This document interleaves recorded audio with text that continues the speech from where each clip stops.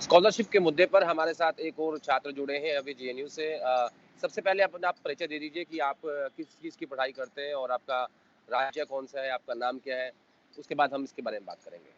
जी, मेरा नाम किशन है और मैं यहाँ हुँ, पे एमए सेकंड ईयर का स्टूडेंट हूँ, masters in development and labour studies और मैं बिहार ओके, के चंपारण से हूँ। ओके। तो किशन कब से आपको स्कॉलरशिप नहीं मिली है और किस तरह की स्कॉलरशिप जेएनयू में मिलती हैं? और क्या कोई कोर्स उसमें क पैसे की कोई कटौती की गई है? देखिए जेएनयू में अलग-अलग जेएनयू में ही नहीं देश के अलग-अलग इंस्टीट्यूट में, अलग-अलग कॉलेज में अलग-अलग तरह के स्कॉलरशिप मिलते हैं। हुँ, जैसे एक नेट एल स्कॉलरशिप होता है, जो बच्चे नेट क्वालीफाई करते हैं, जो हुँ, जेआरएफ क्वालीफाई करते हैं, उनको नेट स्कॉलरशिप जेआरएफ मिलता है, वो जो यूजीसी पैसा देती है। और एक नॉन नेट स्कॉलरशिप मिलता है और जेएनयू हुँ, में एक अलग तरह का स्कॉलरशिप मिलता है जिसको एमसीएम बोलते हैं, हुँ, मेरिट कम स्कॉलरशिप। तो जेएनयू में जो भी बच्चे के पेरेंट्स का 12,000 हुँ, से कम होता है मंथली इनकम, उनको मेरिट कम एमसीएम मिलता है। ओके। और जेएनयू और जेएनयू में 1 साल से पिछले 1 साल से किसी भी बच्चे को एमसीएम स्कॉलरशिप नहीं मिला है। और हुँ। एमसीएम के साथ भी एक तरह से एमसीएम आप एमसीएम ना मिलने का कारण क्या है किशन? देखिए एमसीएम नहीं मिलने का कारण तो सबसे बड़ा कारण है कि फंड नहीं मिल रहा है यूनिवर्सिटीज़ को। मैं ओके। आपको बता दूँ कि एकेडमिक्स ईयर में पिछले ये हिंदुस्तान टाइम्स का रिपोर्ट है और ये एकेडमिक जो काउंसिल का मीटिंग होता है यूनिवर्सिटी का, हुँ, उसमें बताया गया है, ऑफ़िशियली बताया गया है कि पिछले हुँ, 3 साल में कैसे फंड की कटौती हुई है। हुँ, 2017-18 में 38.36 करोड़ था बजट।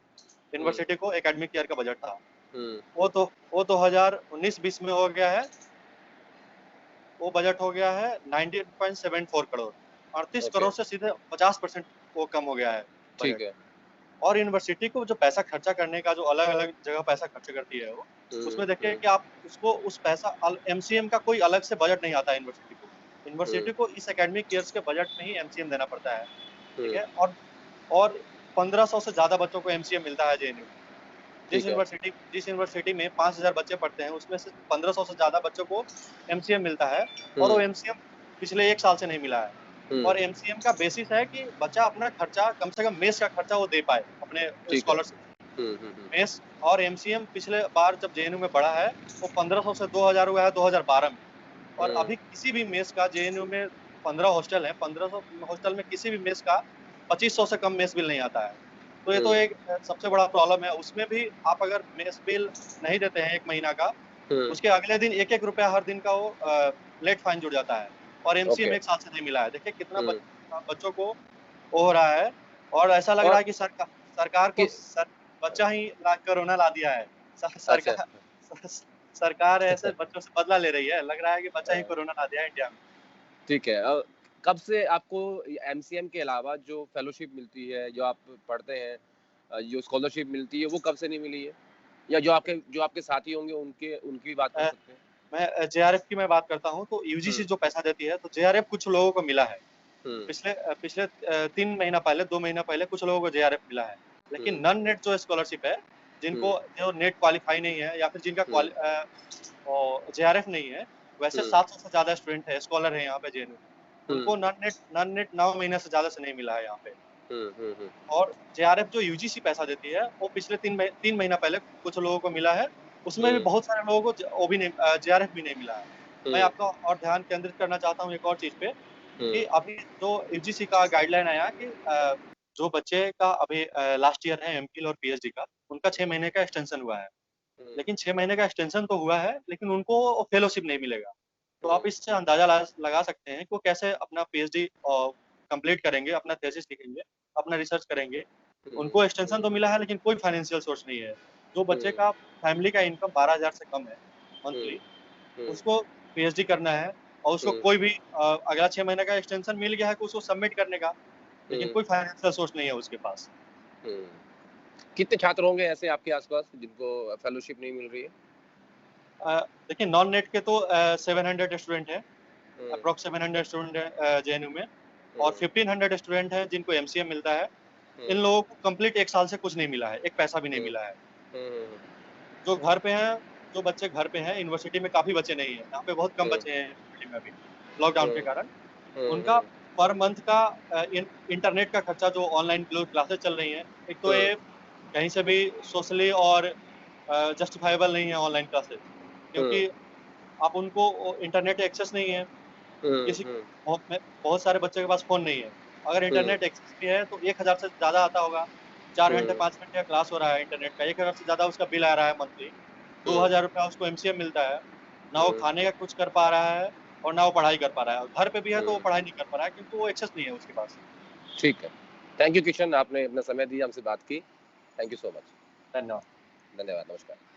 कभी आपकी बात हुई हो आपके डिपार्टमेंट में, कंसर्न डिपार्टमेंट में, कि क्यों आपको फेलोशिप के पैसे नहीं मिल पा रहे हैं? एक्चुअली हमारी सीएसआईआर में डायरेक्ट बात हुई थी। एक्चुअली सबके हाल यहाँ पे इतने खराब हैं कि कोई भी चीज़ एक बार में सीखना नहीं चाहता, ठीक है? और मतलब वहाँ पे जो लोग बैठे हैं उनको हम लोग सिखाने की कोशिश कर रहे हैं, लेकिन वो सीख नहीं पाते। जैसे आप यूजीसी, मतलब मेरा यूजीसी नहीं है, लेकिन हमने यूजीसी का भी ट्राई किया था। तो यूजीसी ने पोर्टल ऑनलाइन किया तो उन्हें लॉगिन करना नहीं आता था।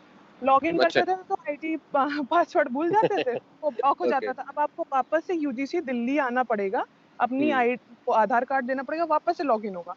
फिर हम लोग गए थे, क्योंकि ये तो जाते नहीं है, हम लोग जाके आईडी पासवर्ड जनरेट करके आए, और इन केस कभी कोई दिक्कत होती है तो वो हम लोग बताते हैं भैया ये है। वो काम भी हम ही कर रहे हैं। तो ऐसे में जब आपको पैसे नहीं मिल रहे हैं कई महीनों से, तो आप कैसे मैनेज कर रही हैं, कैसे रिसर्च कर रही हैं? सीरियसली मैनेज बस हो रहा है किसी तरह। मतलब इस समय ये है कि मतलब खाने के लिए भी पैसे नहीं बचे, मतलब हमारे अकाउंट में पैसे नहीं है, जो बात सच। बस किसी तरह मैनेज हो रहा है, क्योंकि जब तक पैसे आते हैं 6 महीने तब तक उतना उधार हो चुका होता है, फिर वापस हो चुका, फिर 6 महीने रुकते उधारी। तो दिव्या, आपको उसका बेसिक रीजन क्या लगता है कि क्यों ऐसा हो रहा है कि रिसर्चर्स के पैसे रोक कर जा रहे हैं, जबकि सरकार जो है वो 20,000 करोड़ का सेंट्रल विस्टा प्रोग्राम प्रोजेक्ट लेके आ रही है और उसको इम्प्लीमेंट कर रही है? सरकार ने अभी कोई भी पैसे और कोई भी प्रोजेक्ट लॉन्च नहीं किया है, सिर्फ कहने की बातें हम इसको नहीं, मैं दिव्या जी, मैं सेंट्रल विस्टा प्रोग्राम की बात कर रहा हूँ जो सरकार बनाने जा रही है। नया पार्लियामेंट बन रहा है, जा रही है, नया पार्लियामेंट बन रहा है। हाँ, नया पार्लियामेंट, ये जा रही है वाला सीन हम रिसर्चर को समझ नहीं आता, या तो होता है या नहीं होता है। ये होगा वाला हमें समझ नहीं आता, जब हो जाएगा तब हम मानेंगे। हम रिसर्चर्स की एक लाइन होती है ना कि होता है या नहीं होता है, बात खत्म। तो वो हमें नहीं लगता कि वहाँ कुछ होगा। और हम रिसर्चर सुबह 7 बजे 6 बजे पहुंच रहे हैं, रात के 12 बजे वापस आ रहे हैं, सैटरडे संडे जा रहे हैं, कहीं नहीं जाते। मतलब 3 साल से, हम 3-4 साल से हम लोग कहीं गए नहीं है, किसी की शादी में नहीं जा पा रहे, कुछ भी नहीं कर रहे हैं। एक उम्मीद होती है कि फेलोशिप टाइम पे है, वो भी नहीं आती। तो इतनी ज्यादा प्रॉब्लम है कि no comment. Thank you Divya ji, हमसे बात करने के लिए, अपना समय देने के लिए, और thank you so much. Okay, thank you.